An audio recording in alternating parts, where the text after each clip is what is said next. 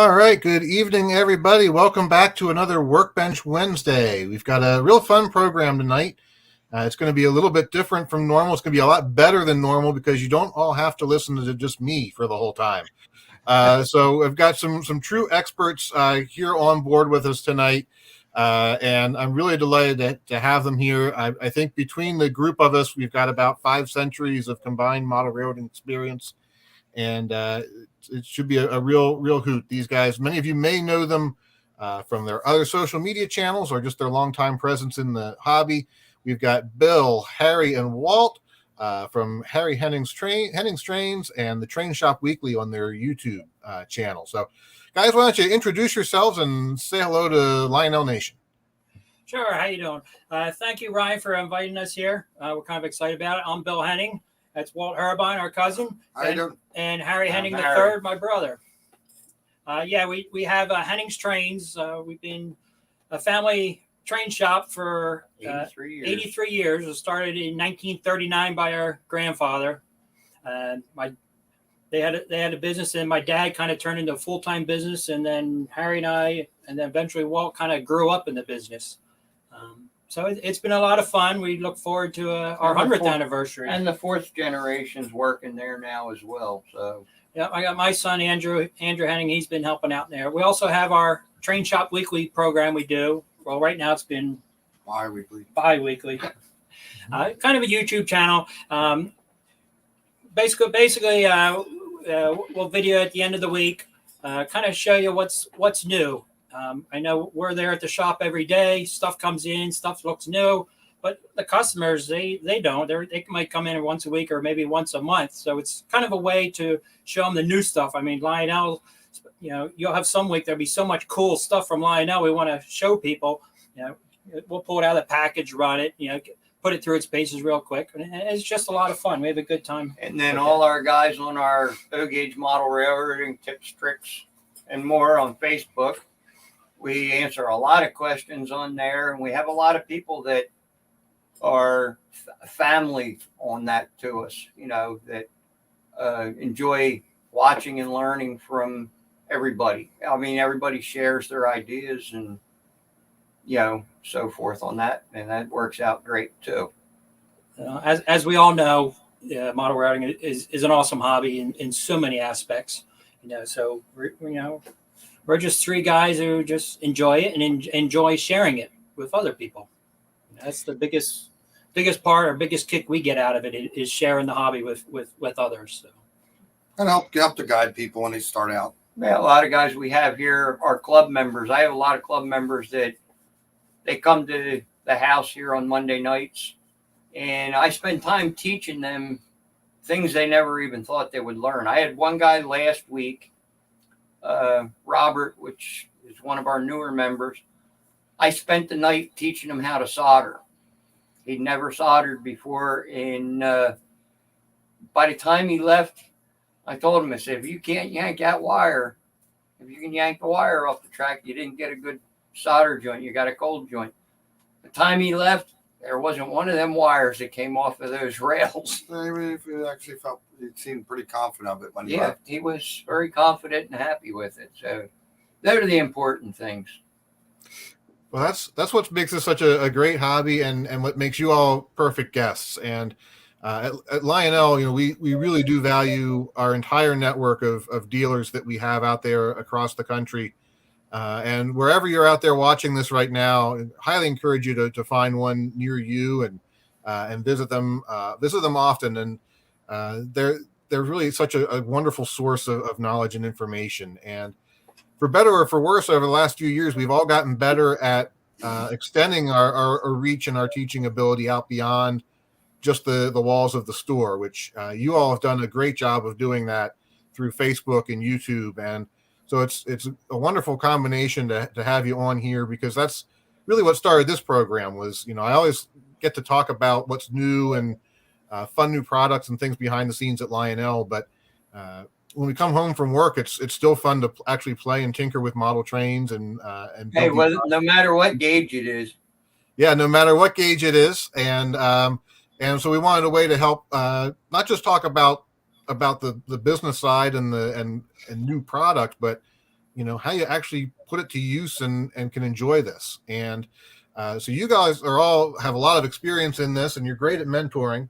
So tonight, what we thought we would do for everyone is you're going to take us through a little bit of a getting started type of tutorial on the tools of the trade and some quick tips. And we're going to cover a lot of topics here tonight, everything from bench work to some basic scenery to maintenance and modeling tool work. So I'm going to turn it over to you and sort of pop in the back here. And if folks have comments or questions, as always, please feel free to pop them up there on the screen, and we'll try and get them answered as best as we can. And we enjoy having y'all here. And Bill, Harry, Walt, I'm going to turn it over. Turn it over to Walt first. All right, Walt, let's start with get you started. Just to give you a little bit of background, I got like 35 years of construction under my belt. The house is a little bit of commercial and kind of did work all over, traveled for a little bit. But a lot of people are, you're starting out, you're going to build a layout,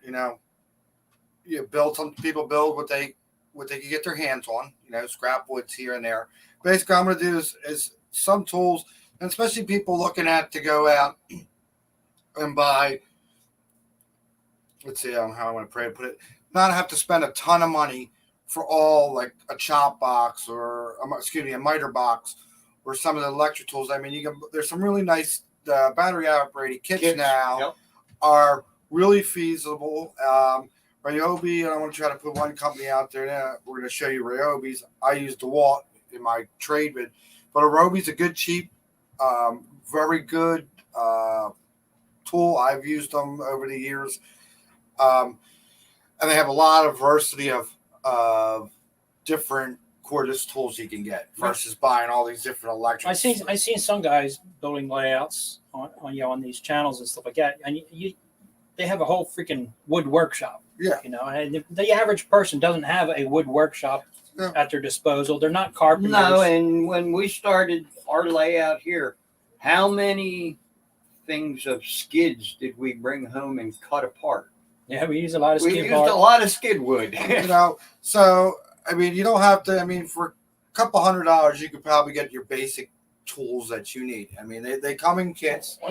Show them here on the table and explain what's what. Okay, we'll start out. Basic cordless drill. Most kits and combos you get from starter kit is cordless drill, cordless impact gun.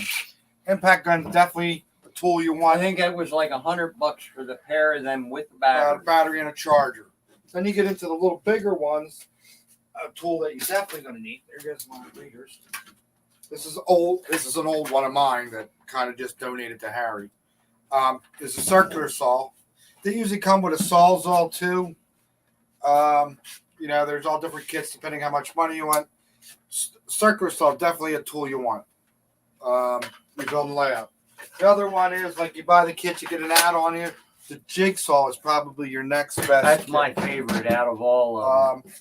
And that you kind of want a couple of good levels, 2 foot, 4 foot torpedo, all your different little things. Give them Walt or Bill so he can. Oh, I'm sorry. He can show them on the other camera. Those little levels are great for, especially when you're doing your rail and trying to level things out side to side or end to end. Make sure I'm on the level. Yep. Another real important thing some people miss is you have your framing square, and they call this a speed square. I like this. This is my kind of go-to square. Which one? This one? Yes. It's sharp and it's a multi-versatile tool. I use it a lot to cut a straight line with my circular saw. I should have brought, I didn't want to make a mess, but really easy to, basically, if this was your 2x4. Don't forget the milk important tool. I will. Right here. You just look at it. I'm not going to use your saw, but you just kind of line your line up, put this up there, and you kind of use this, and you get a nice straight cut. Little carpentry trick a lot of people miss out. Did you catch it? Yep. Yes. I got my tape measure. Okay. And don't forget a good tape measure. Some people use short ones. It depends. But these are some of your basic tools. You're probably going to spend a couple $100 for them. Pencil. I'm just so worried about this The pencil. pencil. You must want to write something today. That's kind of what you call. I mean, you have your basic hammer and stuff, but these are kind of a lot of people look at. What do you want to like in cordless tools? So, or kind of cool. I mean, you're going to need the jigsaw if you're going to go up. You want to make upgrades and stuff and cut your plywood and everything. But that's your basic tools. The other couple basic tools. This goes down into the wiring part. Couple different staplers. You got What's the difference between the two that you got, Walt? this one. Just is a straight square stapler, like your normal. Let Bill show that in the front or the nose there, Bill. Where the nose is, What about? right here. See, There's a difference. there's a difference between the two. And the other one with the orange on it is actually a cable shoot stapler. So staples. Yeah, it's for wires.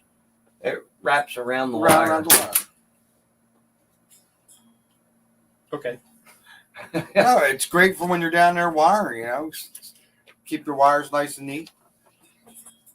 That's all I got.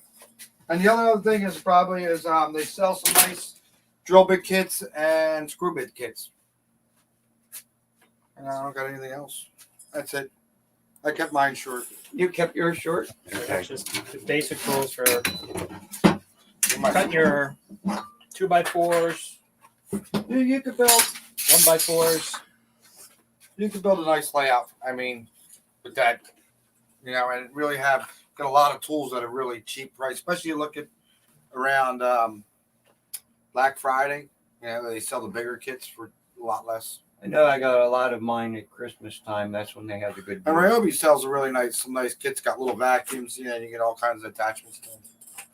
I don't know why I'm pushing that, but I'll throw in one more tool, guys, that I found invaluable. Probably used more than anything else when I was building my last layout, and that is a 4-foot drywall T-square. They're not terribly expensive, and they are great for making longer cuts if you're ripping plywood.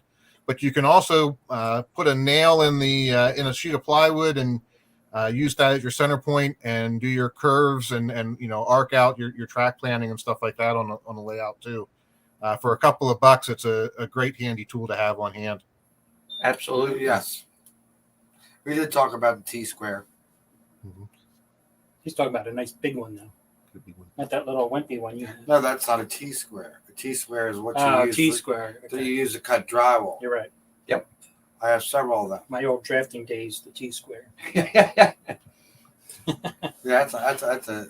All right, and what I'm going to cover is some of the basics you need just for general repair. And you might want to bring that camera over here, Bill, because I'm not moving my soldering iron. Fine. Oh, fine. You're gonna see the neat mad scientist desk. Yeah, the mad scientist thing. All right, one of the things and the biggest thing you need is a solder iron. And you don't need anything fancy like this. You could either use an old solder gun or like a Weller like this. The Wellers are nice. They're 80-watt solder iron. They're good for on soldering whatever wires you have in the new stuff or the old stuff. The biggest thing for the older stuff and new stuff is a pair of wire strippers, which they work great. And two, there's a couple different. You gotta look at them wire strippers. There's two different styles. There's some that go up to like a 20-inch or a 20 gauge wire. And there's also ones that go to a 26 gauge wire. Yep, So exactly. kind of depending what you're working on, you might need both of them. Then various pairs of needle noses, which are important too in this, as well as screwdrivers, which we have Phillips and flatheads, and we also have one of Lionel's little wrenches for your side rods. And we have a bunch of different side rod wrenches size wise. Second is punches, and these we use for taking a lot of the wheels off. Where we have an older Lionel, guys, don't use wheel pullers. That's the worst thing you can use on them. You take a punch, and you can actually tap the punch a couple times and knock the wheel right through and off. A nice little hammer. You don't have to have anything big. I guess one of the biggest things is through the years you've developed quite a collection of tools. Yeah, this is only a small glimpse of what we've got. I'm sure you got quite a collection, Ryan, of tools through the years you've collected. Yeah. You've got as many as you need, except never the one you really need at the moment, right? So you always need one That's more. when you go out and buy some more. The other good thing, the voltmeter. That's a must. That's a must. Whether you're working on a repair or whether you're working on your train or a transformer, your camera's got a message on it. I'm running out of power. And the other thing is a good bench vise. And no, that's a set of. I just need that box. Sorry, Ryan. It's okay. We're all along for the ride here. We want to make sure the camera stays active. So it's like Anyway, technical difficulty. the Bill. bench vise is a must.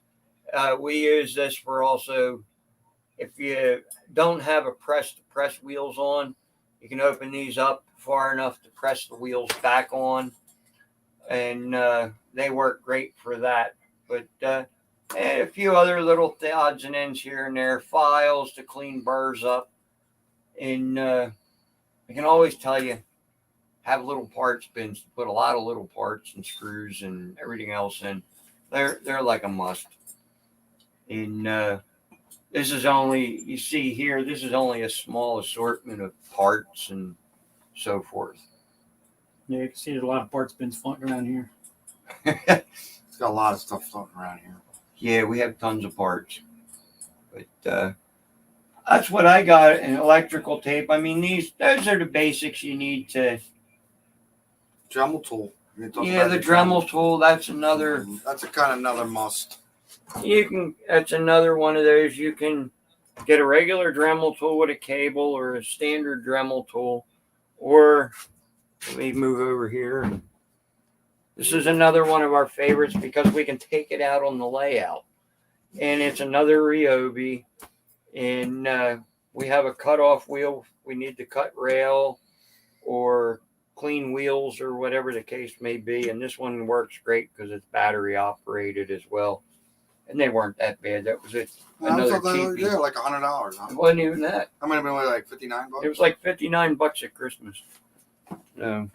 But that one I got, we use that quite often. But I think there are a lot of the basic tools that you need. What do you got, Bill? I'm looking to plug my phone in so that camera stays on.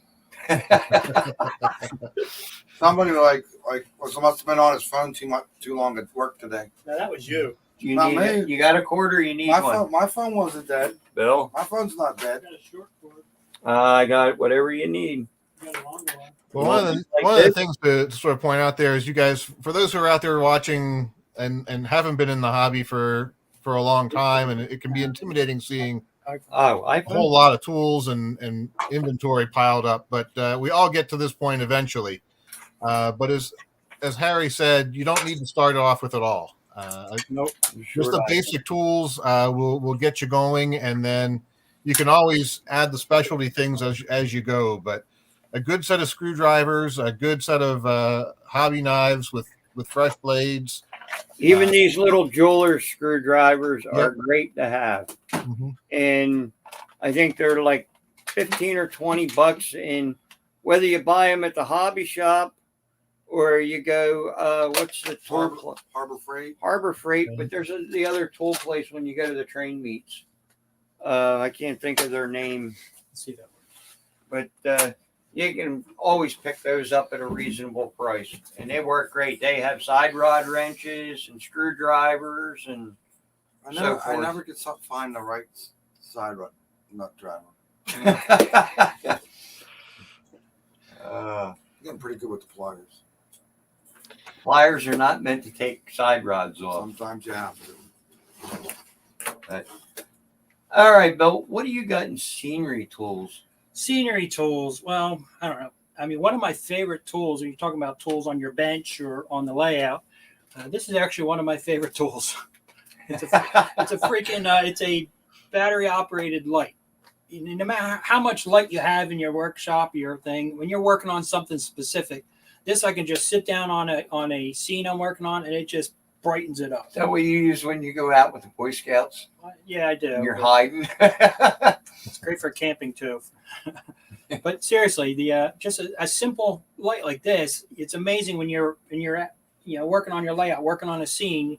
You can just put that there, and Lights it up. I mean, nothing beats good lighting when you're working on a project. That's for sure. Yeah, I must have a little light in there. That's pretty bright. That's bright. This thing is. Yeah. Where'd you get that at? He probably found it on the internet when he was working. It's great when you're out in the woods and you got to use a tree or something. Or go to a scout camp and the latrines are pretty nasty, But gotta have good lighting. I know you're talking about tools, whatever. I mean, these are great. These little Nice little set. little sets. They're pretty handy. It's got all the little tiny screwdrivers, which I see you got quite a few, Yeah. quite a selection. Yep. Basically, I want to talk a little bit about doing scenery. I know here at the layout and our club layout and stuff like that, a lot of our mountains are foam. I know when we were building the layout here, where Harry used to work, he had access to these, the styrofoam. Oh, we had an unlimited supply. Yeah, we had like unlimited. Yeah, so we built everything out of this stuff. And it's great to work with. Basically doing mountains, you can either, for the most part, you either do it this way, stack these up, shape it, or you do the old plaster and cardboard and stuff. And I mean, both has their pros and cons, obviously. You use them all. Yeah, we've used them all, but for the most part, I like this. In doing that, there's all different types of glues you can use. I mean, I typically just use the good old basic hot glue gun. That always does the job. So basically, Can I pull them staples before it bugs me? I was wondering how long that would take. Didn't take long, did it? There. Now I feel better. I should have went to town and did a whole bunch of them. Drive them nuts. Oh, I basically got this board. I got a piece of track, good old fast track. Typically, you put your fast track What down. most people start with. What a lot of people start with, kind of lay out your thing. I usually take a pencil, and that way you can move the track out of the way. At least that way you know where your track's going to be. One of our favorite tools, obviously, is the old hot wire. There it is. So what camera are you on here, Ryan? I've got the Workbench camera up right now, so we're looking at your hot wire tool. That's good. We had our hot wire. Yeah. I can't say enough for one of these things. Yeah, they're fun. These things are great. For years I used to use the old butter or the bread knife. Here, watch out a second. I often used a wire wheel on a cordless drill. Works really good. And it gives you nice contour, nice texture. Hey, Bill, does this look familiar? Yeah. Our old bread knife. Yeah, that's something from Friday the 13th. That's what we used to cut the foam with. It's like something from Friday the 13th. But yeah, a wire wheel on a cordless drill, after you stack all your foam, creates a great texture, and you can really shape. But make sure you have a shop vac handy afterwards, because man, that crap gets everywhere. Well, your one section here in the bookshelves. Yeah, That's the oldest section. Maybe later we'll show the guys what it can look like when it's done. Now I'm sure I'll break the wire, and then we'll be done. You got to remember not to pull real hard on it. You got to let the wire do the work. Mhm. So don't be impatient. Need some Jeopardy background music here. And a lot of you guys know I have patience. So unfortunately, when I'm by myself, it's fine. I can take my time and That's patience. yeah, I do. Interesting. Hey, Look at that. Woohoo! Now he's got it stuck. I got stuck. And of course, this is one of our. Where's a sharp knife? Now, where's the death saw? This is one of the things we usually like to use to glue it down, Yeah, use that too. Oh, I see. Where's the death saw? or the hot glue gun. What are you looking for? I just need a knife. Oh, you need a knife.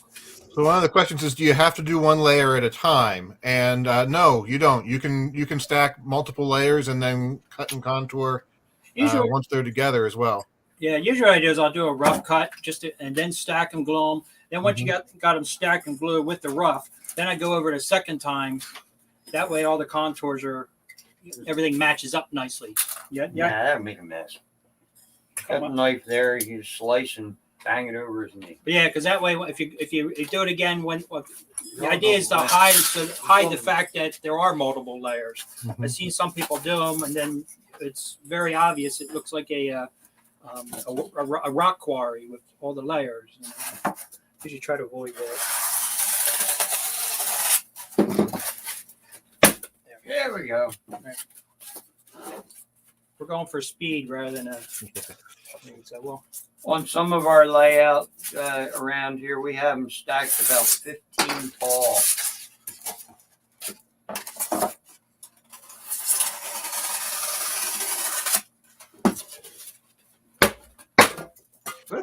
One of the advantages of the wire cutters too is that you don't have as much of a mess in the room. You don't get all the little pills of foam and things. Sort of looks like a green snow or pink snow when you're done, depending what foam you're using. But you do want to be careful with some foams. They do have a bit of an odor and a little bit of a toxicity to them when you start melting through them. So it's nice to have a little bit of ventilation or at least a good fan going if you're in a basement or a place that doesn't get a lot of airflow. Just for safety's sake, not a bad idea. Not a bad idea, but yeah, let's say afterwards, it's good to have a good shop vac handy. Mm-hmm. But though that stuff does clean up pretty fast. Fills the vacuum up pretty fast too. Yeah. There we go. Yeah. Yeah, that's nice. Quick, simple. Like I say, then afterwards, you can get a couple layers on here. Then you kind of go back and play. Just got to play with it.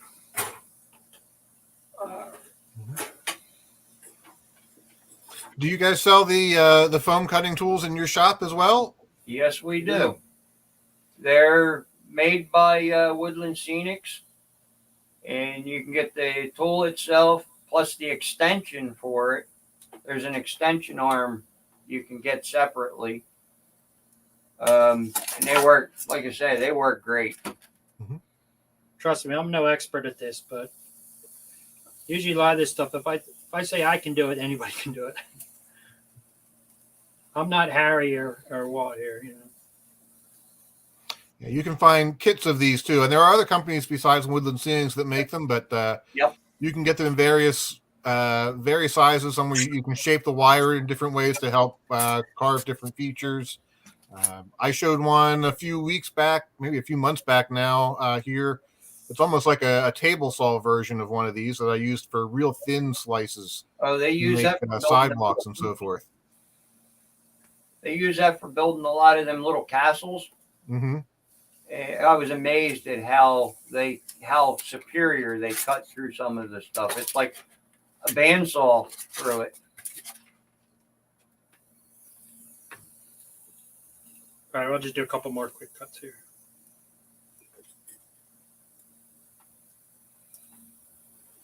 I have another one that I have another hot glue gun or hot knife. It does it a little different. It actually has a solid wire so that you can cut grooves and stuff down into the sides. And we used that when we did part of our new section of the layout. I didn't think of it. I should have grabbed that out. It's kind of buried right now. Maybe some other time. Yeah, that looks good. It's good enough for now. It's the basics. You can play with this all night. I mean, typically after this, you can coat it with, I know Harry's got a whole collection of a drawer full of all different paints. I mean, he'll go to Walmart and for $1 a piece, he'll have a sale or something like that. You got a big brush? Yeah, we got a big brush. We'll just throw a Get little them in a whole big box full from Walmart for a couple bucks. There you go. Yeah, go smear it on there. Just put a coat of paint on it. I like to, it's always good to put a coat of a brown or a dark tan. So when you put your scenery on, you get these spots where the grass misses. So, and then it's just dirt shining through, How natural is that? It gives everybody the general idea. Yeah, so all this is a quick sample. And another thing, that you especially get into paint and doing the rocks and everything. If you don't like the color, you go back and change it. That's one of the good things. Or even like some of the stuff you don't like, you go back and change it. I mean, we do a lot of rock molds. I made a bunch of rock molds, along with the foam and sculpt the mold. I mean, like I say to people, there's 10 different ways to build a mountain. If you ask 12 different people, you get 12 different answers. Some people like foam. Some people like, sculpt the mold and, rock molds. I kind of like them all. Yeah, automatic. Look at that! Look how quick it was to make a nice little hill on the side of our tracks. Another good question: is there any kind of paint you shouldn't use? Typically, any of your latex or acrylics will work fine on the foam. Alcohol or lacquer based. Yep. Yeah, I remember the first time I started doing this, I got some Spray. brown spray paint. I sprayed that sucker on, and it just ate the foam. Yeah, I mean, you want to go to like the craft store, like a craft store or something, and get the craft paints. That's what we use a lot is the craft paint because they're cheap. You can water them down, mix them. There's a whole different variety of different shades. There it is. Yeah, they're very easy to work with and very forgiving, and you can mix them easily. The acrylics work great; they dry fairly quickly. Right up. Yep. And you kind of want to water based. I mean, it cleans up easy if you don't really spill. Harry just cleaned this brush real quick for me. He went over the sink, cleaned it all up. It's ready to go for the next time. How long does it take to dry? Somebody asked, but that really depends on what paint you use. I mean, acrylic usually any water Half hour, 45 minutes. And an hour probably tops. One thing, if you put a thick coat of paint on this like this, it takes a little while to paint, but now's a good time you can sprinkle on some fine grass material, because then it'll sink into the... Which a lot of times we would go and have this. We would get this and paint brown or earth colors. Oh, these are like color And samples. I would always use that for the glue for all of our woodland scenes. Yeah, that's another. There's another good tip. Go to Home Depot, Lowe's, and get the mist tints. Now, if it's in the shade of a tan or a brown or a green, there's blues.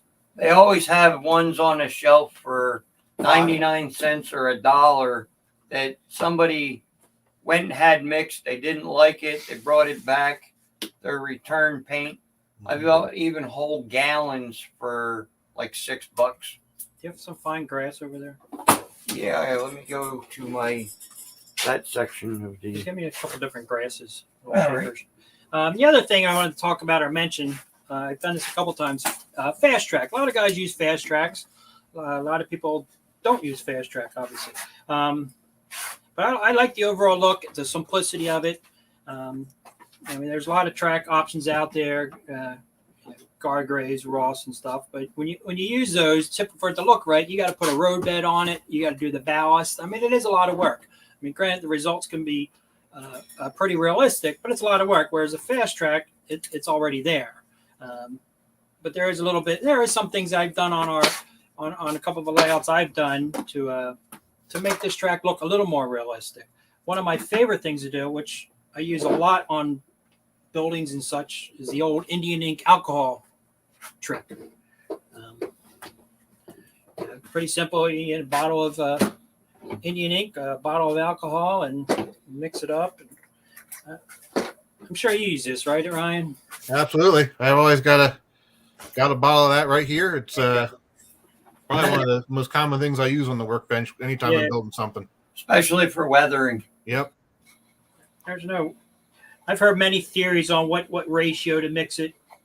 Me, I use my ratio of I squirt some in my bottle, fill the rest with alcohol, and it works. I mean, I've heard 10 to 1, 20 to 1. There's a brush for that. Paper towels. Yes, we do. Yes, Shake it up. because we know William's going to make a mess. Ask Here, we'll give Karen you a for couple paper. paper I'm towels. not going to make a mess. Okay. So he says. That's why I got black spots on my floor. So here's our basic piece of track, you know. But it really brings out. You mean the track has a nice ballast texture to it. Got a lot of detail there. Yeah, it actually has a lot of detail to it. But if you flood this down, We did this with a couple of our customers, actually. I think when we were at one of the Greenberg shows, we did a display of the fast track this way too. And guys didn't realize how much it brought the ballast out and makes it look real. Mm-hmm. the idea is if the Indian ink then sinks down into the crevices. I mean, you can hit it with a paper towel afterwards a little bit. That'll clean out the top, but you I don't know if you can how well it's showing up, but it really brings out the ballast. Versus without, without it, it's just the light gray. But it really brings out the ballast. I think it makes a world of difference. Absolutely.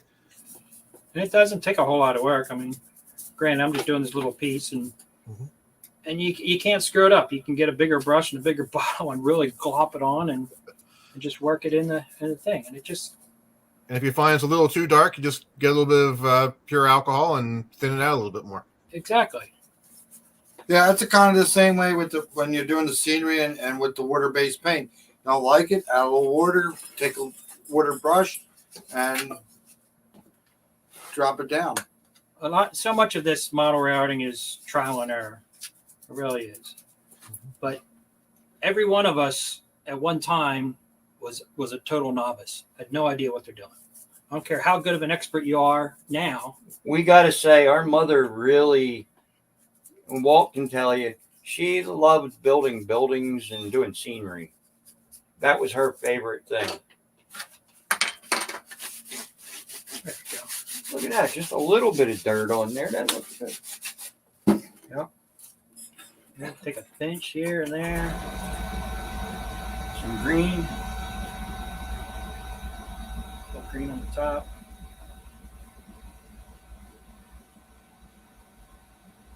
My hill would have looked better. What?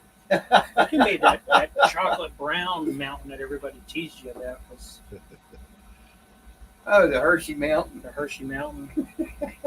Hershey Squirts Mountain. All the kids liked it. They thought it was cool seeing the train go through the mountain. To the Hershey Mountain. Walt had this really dark chocolate looking mountain we used to take on our modulars to shows, and it got the nickname the Hershey Mountain. Because it was they eventually repainted it. All the kids liked it. That's all that matters.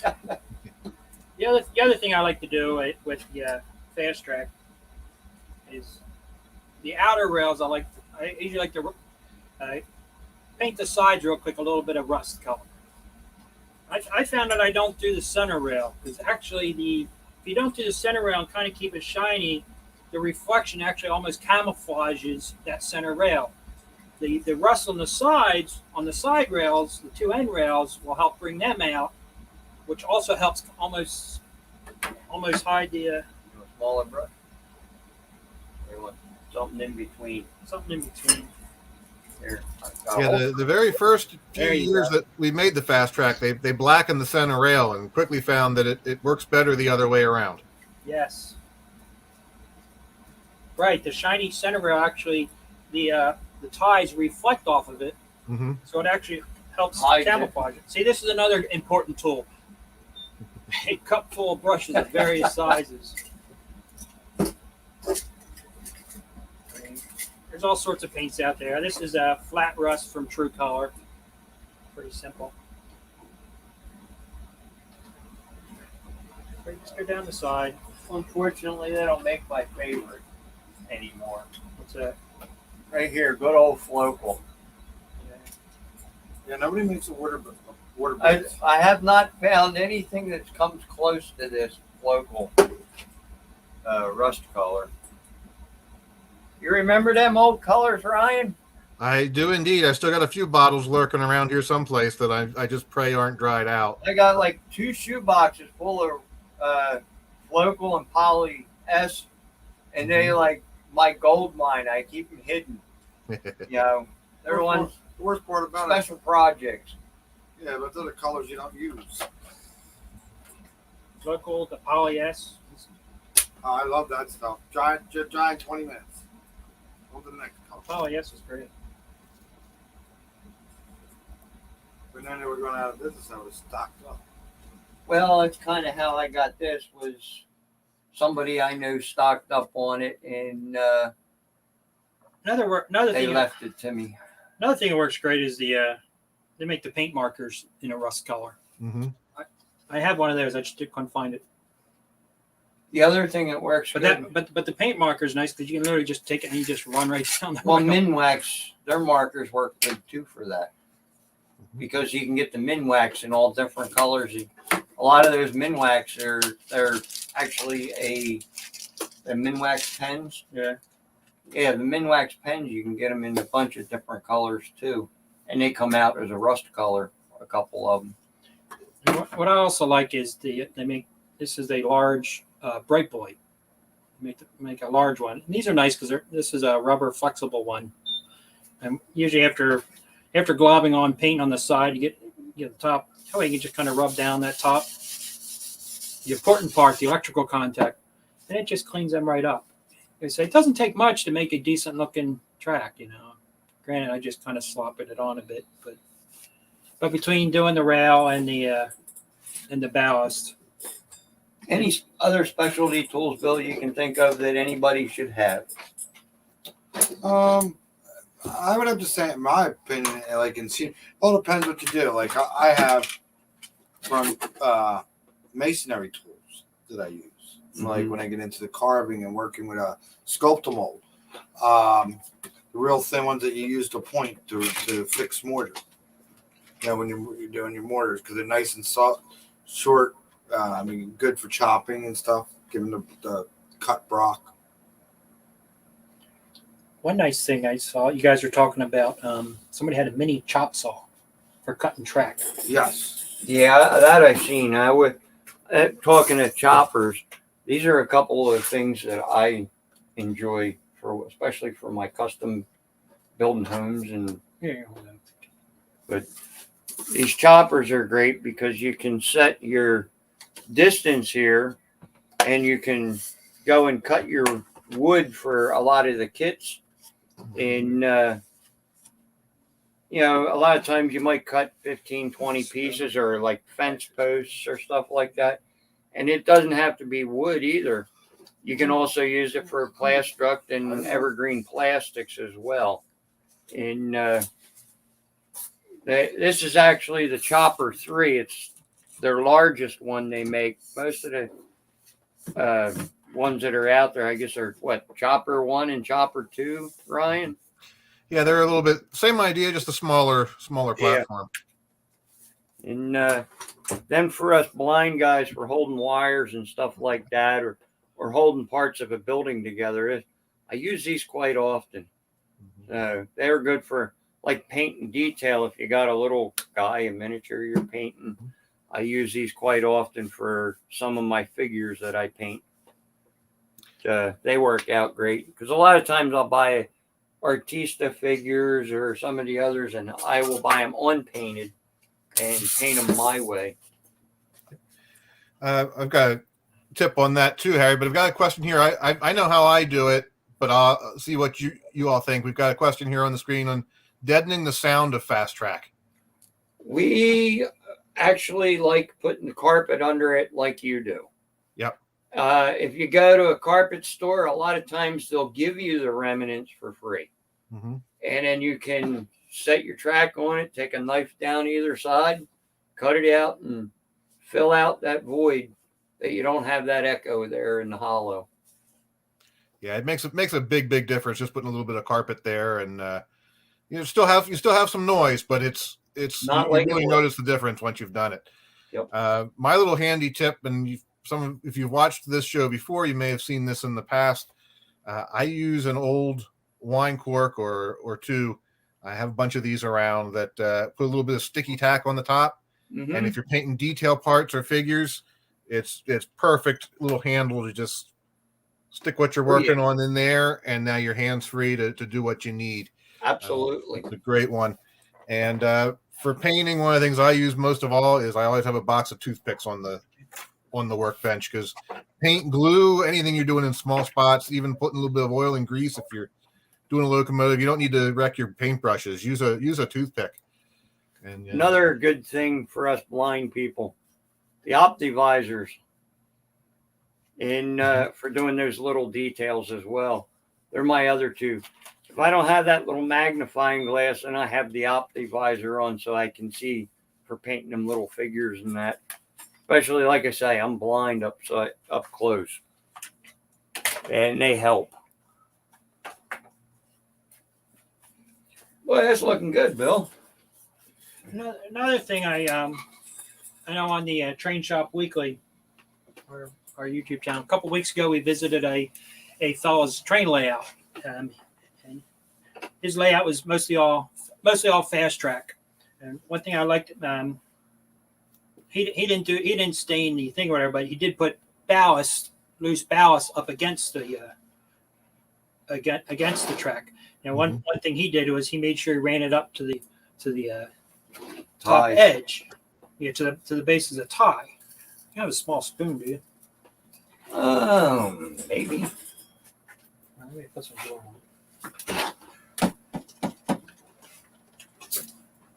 Oh, you sprayed me. You're not supposed to spray me with the glue. Scenic glue. I mean, once again, Woodlands Things has it. I know we usually have a bottle of it where we kind of mix using Elmer's glue. What was the ratio you mix for the 50-50. 50-50 what?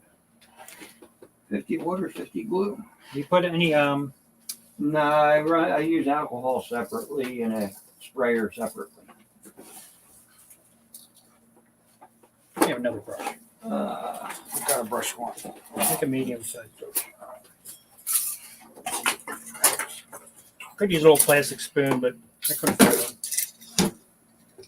one. I had a couple under here. It looks like they disappeared. That's all right. Look at that fine brushwork he does. Is that what you wanted? Yeah, there's a spoon. Look at that. I found two more. Ready for Dairy Queen.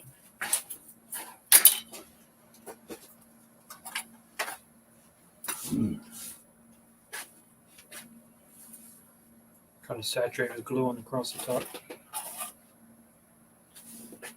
What a fine job. Well, once again, like I say, it's simple, but it looks pretty effective, I think. Just adds a lot to it. So it didn't take much to make a piece of fast track. From just China shop. just a plain light gray, and Watch it brush again. Just a little bit of time turns it into, I think, a rather convincing piece of track.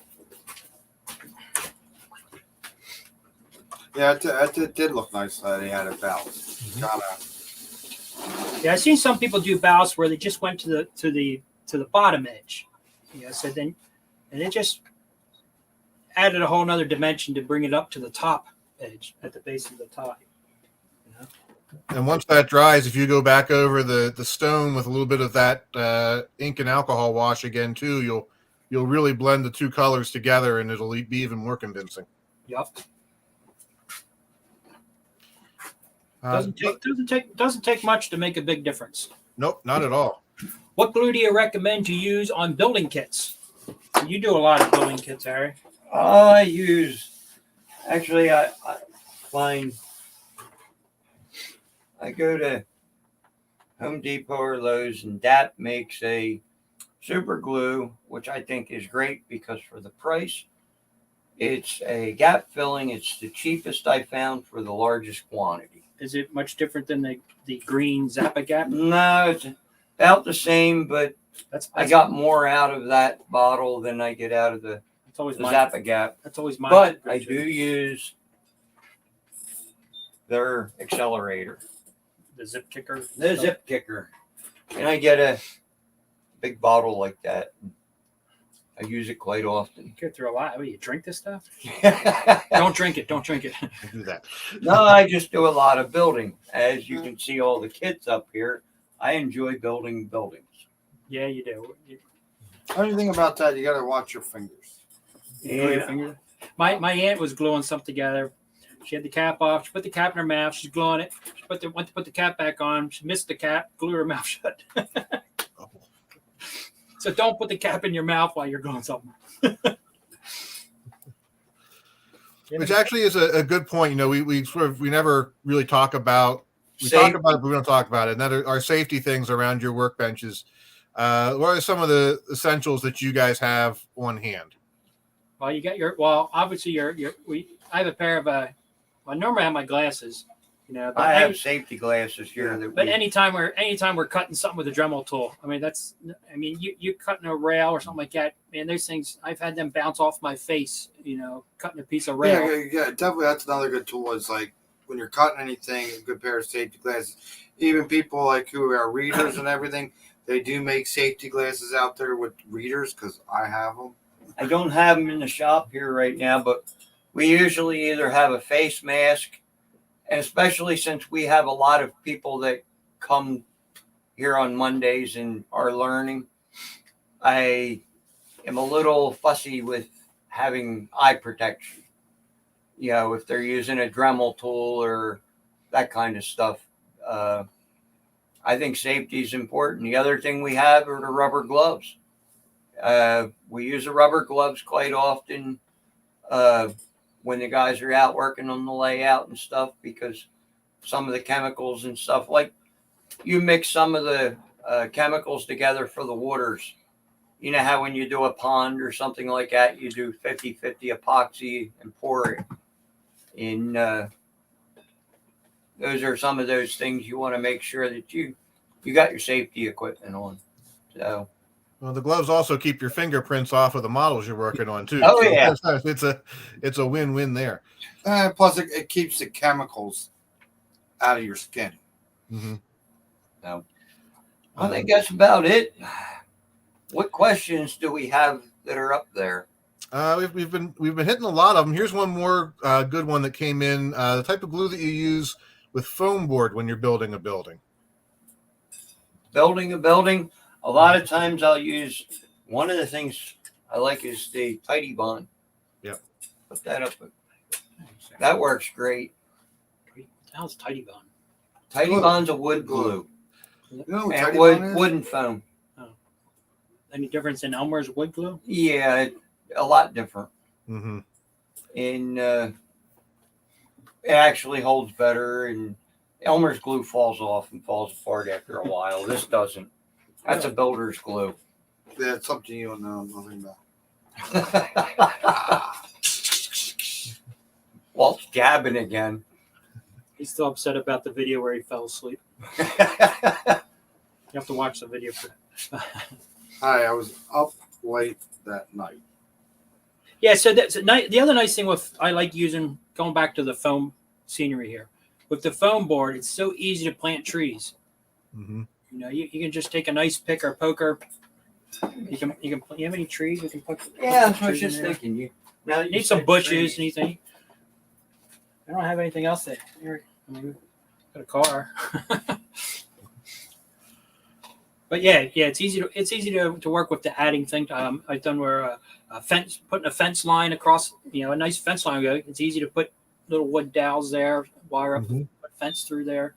It's just so much easier to work with. Whereas when you have plaster, I've had a couple times where I use plaster and one, if you had a thin spot of plaster, you could poke through it, or you drill get a my hole, truck or- wheels all muddy. You gotta,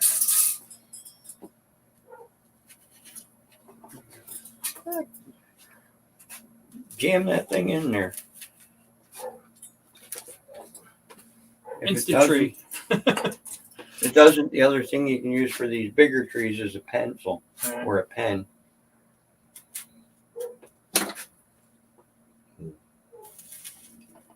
Look at that. That's a nice I scene mean, already. it doesn't get much simpler than that, really. Like you've shown really, really well here how, I mean, in the span of an hour, and we only spent maybe really 30 minutes at most on the scenery part of this. You went from a bare sheet of plywood to a stretch of normal fast track to something that's really starting to look like a incredible model railroad. And a little bit of scenery makes such a big difference in how you look at your platform. So there's a lot of, hopefully that encourages people to, get away from the plywood central a little bit and just experiment and have some fun. You can't really screw it up that bad. And if you do, you can see how quick it is to do and how easy it is to change. Just have a second go at it. It's like there's so many variety of people who come into the store. You have the people who are really into it. You have the people who are starting it and still don't have a lot of money. You see the young kids that come in. So there's all these simple ways to. Well, we got some that enjoy building the buildings. We've got others that are pressed for time but enjoy the hobby. They want the finished models as well. I always classify most of the people walk into our shop or into the hobby one of three categories. They're either the stamp collector, where they collect every version of a pre-war or post-war, every pre-version. They put it on shelves. They have the stack shelves. That sounds familiar. But it's like the stamp collector. And then you have the runner, the guy who builds track all over the place, has a great layout. They love to run the trains. They just run the daylights out of them. That's their And thing. no buildings. Yeah. A lot of times they don't have buildings. Or I whatever. give that. I'd say that's John Will. Or if they do have buildings, it'll be something. If they do have buildings, it'd be simple like Plasticville or something. Yep. And then you have the scale modeler who's or the modeler, maybe not necessarily a scale model, but the modeler who's going to get into the buildings, the scenery, and stuff like that. But for the most part, I find most people in the hobby kind of fall in one of those three categories: the stamp collector, the runner, the modeler. And there's so many ways to build a nice layout cheaply. Dirty brush or clean brush. That's So we talk to people. It's like a lot of people don't realize buildings that have been around forever. The Plasticville buildings. I mean, they are a staple that goes along with the Lionel trains. You go back into the day, that's what you had. They were the building. Now they're very simple, very inexpensive. With a little bit of paint, you can change the whole dynamics of a used $3 or $4 building and get out of swap meet. Yeah, last year we had a contest at the shop. Yes. Where you started with the basic plastic. That was a church. Right there behind us. Yeah, that's the church. But we had a contest, so you had to start with the church, the basic Plasticville church. And you send photographs. You had to build it. You could paint it. You could detail. Do whatever you want to it. And for most people, not too many people added a whole lot, but they just took the time to repaint it, paint the ceiling, or paint the roof, paint the walls, the window trim. It made a world of difference. Most of us love the Woodland Scenics buildings because the detail it's in. Granted, you pay for it, but the detail it's in them, whatever. But you can do the same thing with a Plasticville building with a little bit of time, a little bit of this craft painters, whatever, and you turn a Plasticville building into a scale model. Take the camera and show the church there. It's all dirt. Yeah, we did have a request earlier if you can to pan around and show some of the layout. We are in progress of working on sections, so it's not the greatest right now, but we can take a walk out to the layout. All right. And there was one more question that came in too on the track, and that is the screws for fast track. And what do you guys use, and how often do you space them? Number 4 by 3/4. Mm-hmm. And I find that works the best. They fit in there. They're a flat-headed screw. That's a typical wood screw. Yeah, typical wood screw. And we do sell them at the shop. I believe we have them online as well. Probably it depends how wavy or how tight you want everything down. I mean, fast track, I would probably maybe go every third piece, skip one in and out. I mean, it depends. It's like flex track, you get into longer pieces and different layout sizes.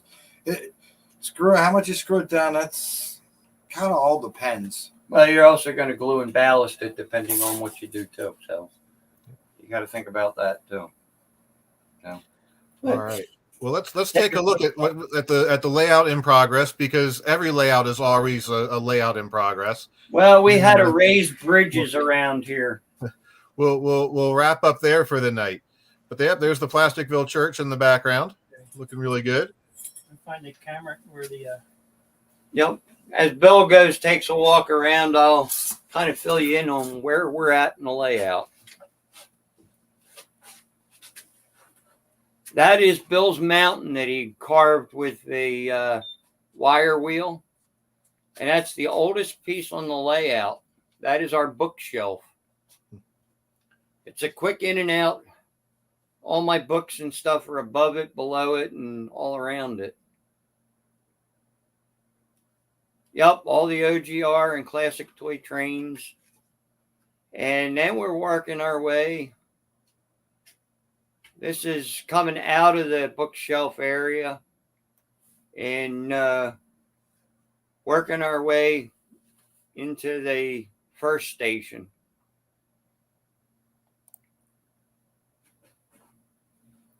That's an Atlas train station. Then we go past the electrical plant built by Corber. Actually, we have a motor runs inside of that, and it looks like the actual plant's running and smoke units and so forth. And then the auto racks. Those are old Lionel cars all cut and chopped up together.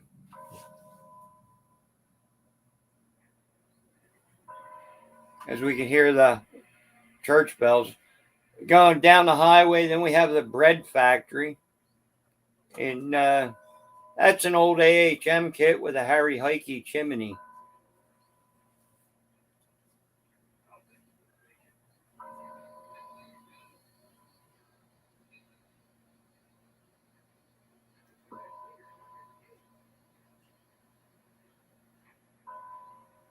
Another part of our old control panel built inside the building. As you can see, we're doing scenery work around that area.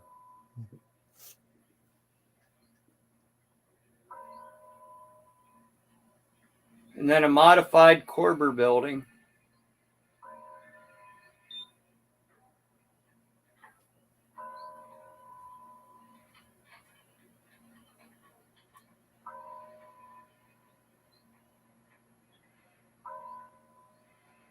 And that's our Coors building. The Coors Brewery, that was one of the MTH buildings. We repainted it and detailed that one out, put the trees all around.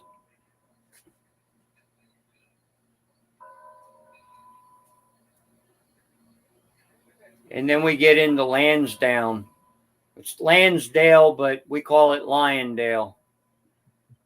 It's a combination of Lansdale and fictional. So we call it Lyondale.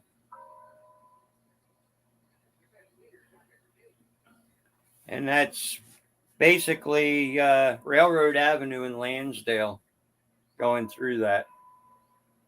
And then a Harry Henning water tower.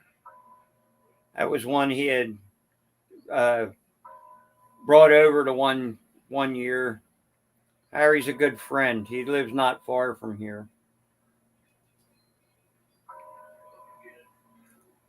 And then a couple of buildings that I scratch built that used to be in town. The Longacre and the Beinhacker buildings. They were torn down in the 60s. And then the MTH station to represent the Lansdale station. And then our lift bridge, which all of these are modules that we take to club shows, Ryan. Okay. They've actually come out as Walt's lifting that. But we use that for club show. And those are all modules that go with us. This is my retired module, the bridge. I've been reworking the whole bridge. That was all hand carved. I spent 6 months hand carving this bridge. And that's all plaster and foam, all hand carved. You know, I'm in the midst of redoing all the water and everything. I actually ripped all the old water out and I'm putting one of them Lionel Pensy tugboats down there. And then this is the last of the modules. This is one that has been a catch-all right now for a lot of the trees and stuff that we were doing. This section, a lot of you guys might see some changes, like our 40-foot trees gone at the moment. We kind of have to make a new one because when we raised the bridges up, now the trains actually were hitting the tree, so I've got to extend the tree trunk by 2 inches to clear the high cubes. But that goes up into the coal mine, the one rail there. And a lot of these buildings were all scratch built or kit bashed. This is an Atlas station that we did. And everybody knows the MTH Aero train. That's sitting on an Atlas bridge that I actually took 3 Atlas bridges and combined them all together to get 45 inches across. So that's a fun one. Then you can recognize the switch tower down there. Good old MG. Yeah, the MG. And then the coal tower that I built, that was built out of a bucket and a funnel and a couple pieces of wood. That was just redone. We tore that out and redid the whole thing the last couple of months. The only reason I did was guys, again, wanted to run the double stacks on the layout. And unfortunately, I caved in and pulled it apart and redid the bottom.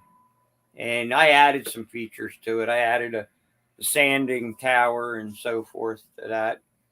And then in the back here, I got the hobo junction back there for Brian Adams. They were from Brian's layout. As you remember, Brian passed away with cancer. Some of our fans out there knew Brian, and he was a great guy. The coal mine is a KP coal mine, but again, that has been changed, and I added a lot to it. I got that from them out at York, which most people see them when they're out at York, and they get the KP coal mines. And then on the shelves, a lot of my old MPC that I've collected through the years. And our transformers. We run actually a total of 8 bricks. That's 6 on one end of the layout. The other end of the layout, we have 2 more bricks and a ZWL on the other end of the layout to run it. And Ryan, believe it or not, in order to get the signal through the whole layout, each end of the dog bone, one end of the dog bone has one wire going to the legacy base, and the other one goes to the other end of the legacy base in order to cover the whole 500 and some feet of track for the main line. This is our roundhouse. The roundhouse itself was a combination of a Harry Henning build and myself.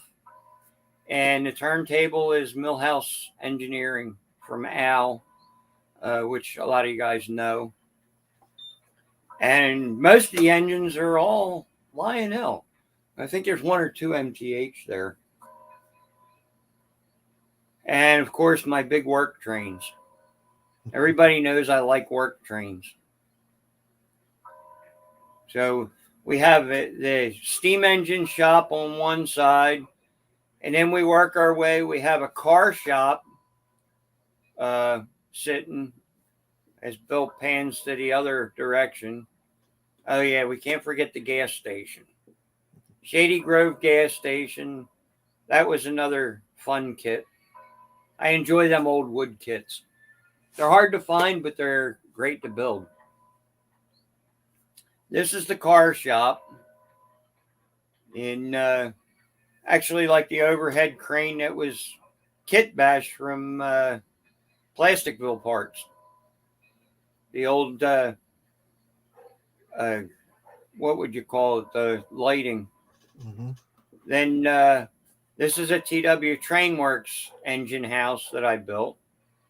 They're one of our sponsors on Facebook, and Roger and Darcy and Mike, they've taken care of me through the years with buildings and so forth that we've done. So that's our Reading shop. And same with Al with Millhouse. He's taken care of us. That's a transfer table.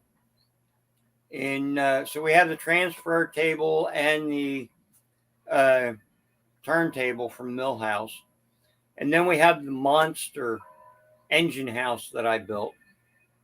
And that thing's 2 foot by 4 foot, Ryan, with a full machine shop interior. It's got the electrical plugs and outlets and everything on the walls. I've still been working on that. It's been a long-going process on that project. And then another switch tower that we built.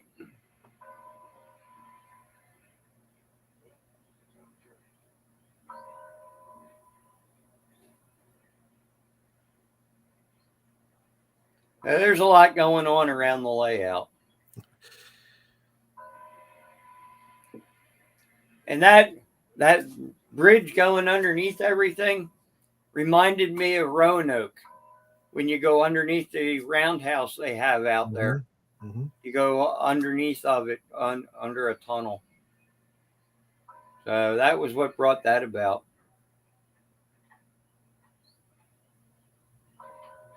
I think that's pretty much it. Well, it's an impressive layout, and and the Freedom Train. We can't forget that.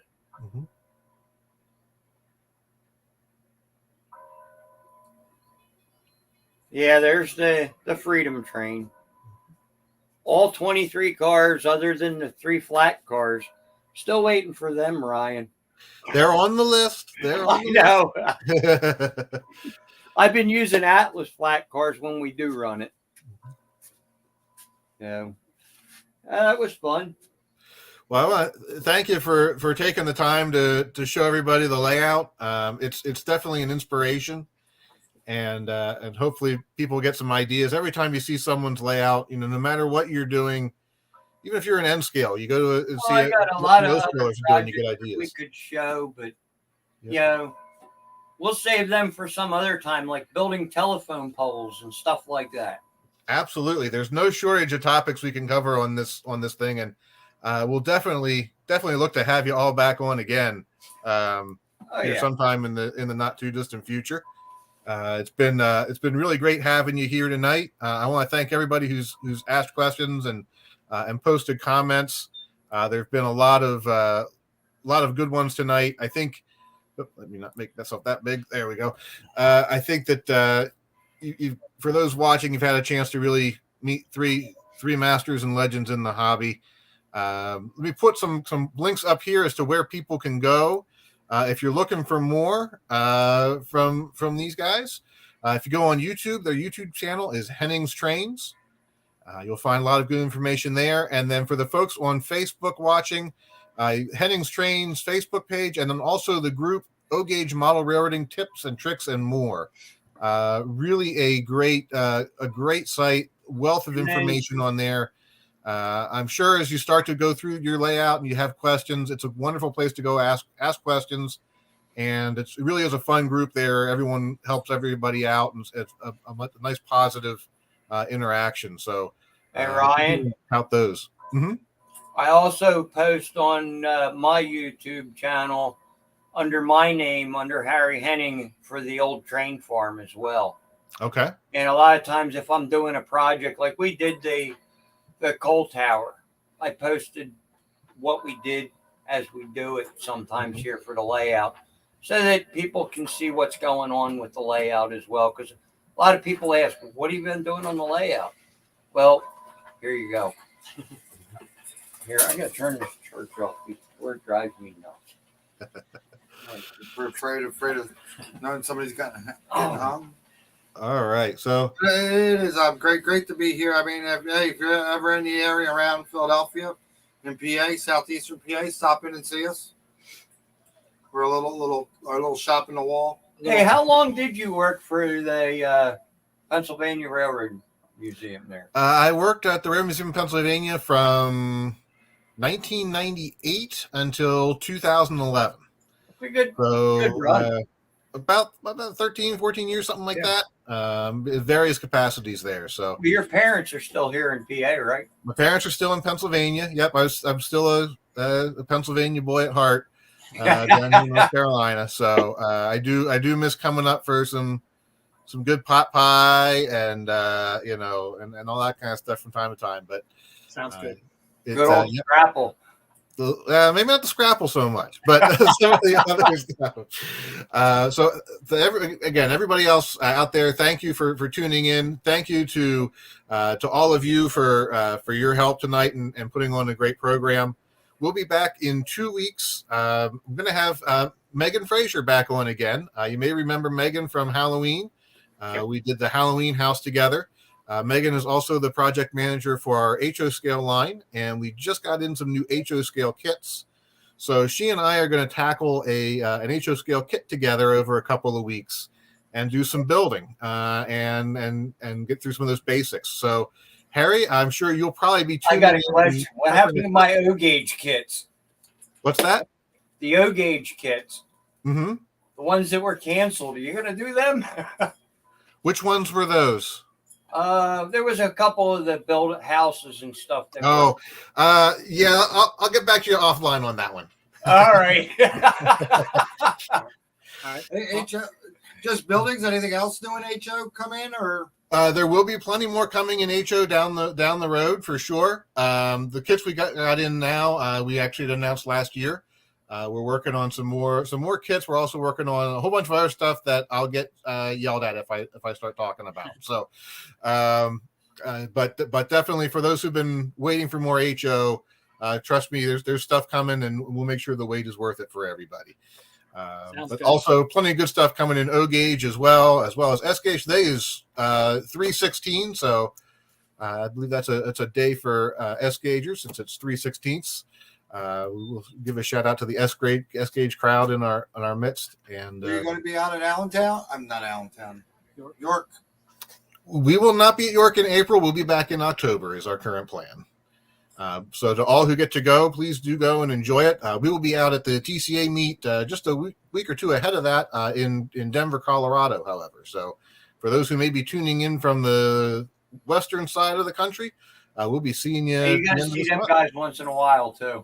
It is. I like getting out there and seeing the folks out west and Mike will go skiing for a day, and I'll go sit in the in the lodge and drink some beers and watch him, and it'll be a fun day. Sounds good. All right. All right. Well, thank you everybody for tuning in. Thank you guys for making it a long night and showing us around. And until we see you again next time, clear signals and happy trails to everybody. Yeah, you Thanks, too. Ryan. Take care. Nice seeing everybody.